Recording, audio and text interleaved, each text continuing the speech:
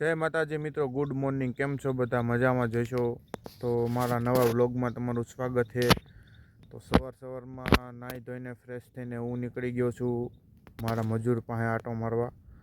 એને માવાને એવું એની હાટું લાવ્યો હતો તો એ દેવા જવાનું છે, અને થોડુંક એનું હટાણું હતું એ પણ દેવા જવાનું છે. તો હું એની પાસે બધી વસ્તુ લઈને એની પાસે દેવા જાઉં છું. અને આ અમારી નળ છે, કહેવાય ને કે ઓલો ઊંડો મારક નળ ન કે એ છે. જો નળીમાં ઊભો છું મિત્રો. અત્યારે હું આવ્યો છું લસણમાં આંટો મારવા. લસણમાં આંટો મારતા મારતા લસણમાં મેં જોયું તો કંઈક લસણના પાંદડા જો કંઈક આવી રીતે તમે જોવો આમાં કે જો આ કેમ પીળું પીળું પાંદડું ઉપરનું પડી ગયું છે.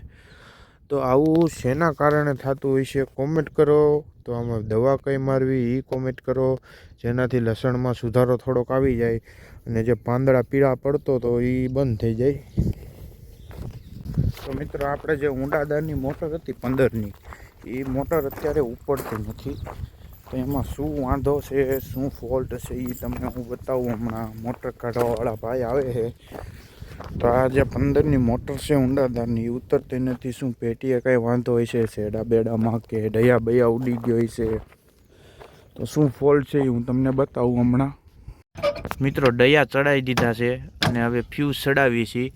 એક છેડો આ ટૂંકમાં વીજળીવાળાનો આ કેબલ છે ને હાવ નબળી ન કહેવાય, આખું પાટી ઉબાડી નાખ્યું. તમે જુઓ આવું થોડું હાલે, કાંઈ આવો કેબલ હાલે? આ જાન જોખમમાં નાખવાનું. આમ જુઓ કેવું થાય, આમ જો આખું પાટી ઉબાડી નાખ્યું. તમે જુઓ એક છેડો બળતો મિત્રો. મોટર ચાલુ કરી પણ થઈ નહીં, શું વાંધો હોય કંઈ ખબર નથી પડતી. તો હવે અમે વાડીએ આવી ગયા છીએ પાછા, અને વાડીએ ગા તરસી હતી તો એને જો પાણી પાઉં છું. ગાને પાણી પાવાનું છે, તરસી હતી, વાસળીને પાણી પાવાનું છે. પછી એને નીંદ નાખી દેવાની છે. નીંદ બીન કમ્પ્લીટ કરીને પછી એને બપોર સુધી કાંઈ વાંધો નથી.